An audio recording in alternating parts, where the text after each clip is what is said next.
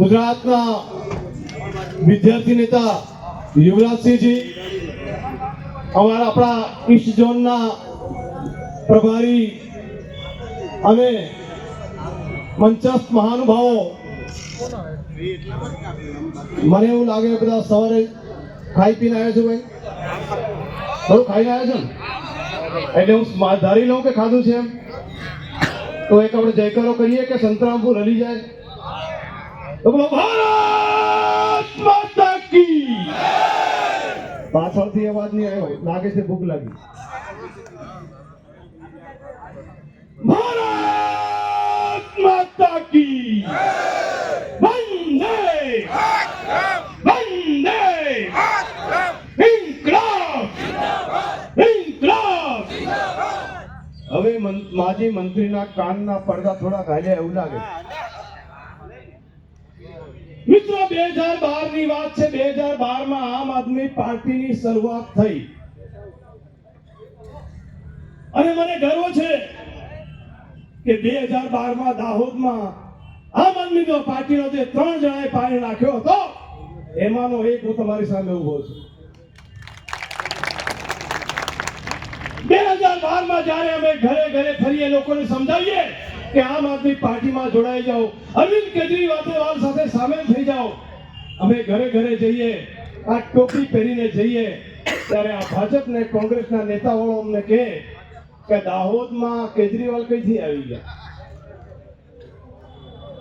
અને અત્યારે આ માનવ મહેરામણ જોઈને અમારી છાતી ગદગદ ભરી આવે છે કે 2012 માં દાહોદમાં અમે જે બીજ નાખ્યું હતું એ આજે આ વટવૂસ બની અને તમારી સામે છે. મિત્રો, ભાષણ કરવા નથી આવ્યો, તમે મને સાથ આપજો. તો 2012 થી આ શરૂ થયેલી પાર્ટી ધીરે ધીરે ધીરે ધીરે કરતા 22 માં આપણે મજબૂતાઈથી લડ્યા અને 22 માં આપણે ગુજરાતમાં વોટ શેરમાં પ્રથમ નંબર લાવ્યા. લાવ્યા કે લાવ્યા? લાયા કે લાવ્યા? હવે આપણે 27 માં અમને ઘર ભેગા કરવાના છે. તૈયાર છો બધા? કેટલા તૈયાર છે? હાથ ઊંચા કરો છે. બધા તૈયાર? પાકું? બીજો એક સવાલ છે, ભાઈ તમારા ગામમાં પાણીની ટાંકી છે? ઘરે નળ છે? લો, મેં તો અહીંયાથી જોયું કે ગામે ગામ પાણીની ટાંકી છે, ઘરે ઘરે નળ પણ છે, પણ પાણી આવતું આવે છે. પાણી ઘરે ઘરે જાજરું છે? જાજરું કઈ ગયા? કઈ ગયા ભાઈ? ગામની બહાર તો મોટું બોર્ડ મારેલું છે કે અમારા ગામમાં જાહેરમાં શૌચ મુક્ત ગામ. બોર્ડ મારેલું છે કે નથી? તો સવારે 6 વાગે ડબલા લઈને બહાર કેમ જાય? સાચી વાત ખોટી વાત? સાચી વાત કે ખોટી વાત? આપણે અંદર મનરેગાની જે યોજનાઓ ચાલે કે ગામમાં પાળા બની ગયા, ભાઈ તળાવો ઊંડા થઈ ગયા, રોજગારી મળી ગઈ, ઘરે ઘરે ગોકળિયા કામ થઈ ગયા, કશું નથી થયું, તો વોટ ભાજપને કેમ આપો છો? હવે ધ્યાન રાખજો, હવે આમ આદમી પાર્ટી એટલી બધી સક્રિય થઈ ગઈ છે કે ભાજપ વાળા પણ ગામે ગામ આ રીતની સભાઓ કરવા લાગ્યા છે. ત્યારે એમને આ પ્રશ્ન પૂછીશું કે નહીં પૂછીએ કે ભાઈ 35 વર્ષથી તમે ગુજરાતની અંદર સત્તામાં છો તો આ વિકાસ થયો નથી, તો આ વિકાસ ક્યાં ગયો? આ સવાલ એમને પૂછવો જોઈએ કે ના પૂછવો જોઈએ? પૂછવો જોઈએ કે ના પૂછવો જોઈએ? તમે પૂછશો કે નહીં પૂછો?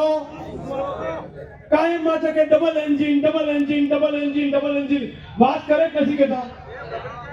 દિલ્હીમાં સરકાર કોની ચાલે ભાઈ? દિલ્હીમાં સરકાર કોની? ભાજપની છે કે નહીં? ગુજરાતમાં ભાજપની સરકાર છે કે નહીં? જિલ્લા પંચાયત ભાજપની છે કે નહીં? તાલુકા પંચાયત ભાજપની છે કે નહીં? ગામનો સરપંચ પણ ભાજપનો છે કે નહીં? બોલો તો ખરા, છે કે નહીં? હવે ગામથી લઈને દિલ્હી સુધી ભાજપ ભાજપ ભાજપ ભાજપ થઈ ગયું, છતાં કામ કેમ નથી થતું? આ પ્રશ્ન એમને પૂછવો જોઈએ કે ના પૂછવો જોઈએ? અને પ્રશ્નનો જવાબ ના આપે તો એને જળમૂળમાંથી ઉખેડીને ફેંકી દેવા જોઈએ કે ના ફેંકી દેવા જોઈએ? કેટલા લોકો એમને જળ મૂળથી ફેંકી દેવા માટે તૈયાર છે? હાથ ઊંચા કરો છો. પાકું? હવે વધારે સમય એટલા માટે નથી લેતો કે આપણા વડીલ મિત્રો પણ આવેલા છે, એમને વધારે સાંભળવાના છે. આ વાત કરી મારી વાતને વિરામ આપું. જય હિન્દ, જય ભારત, જય જય ગરવી ગુજરાત.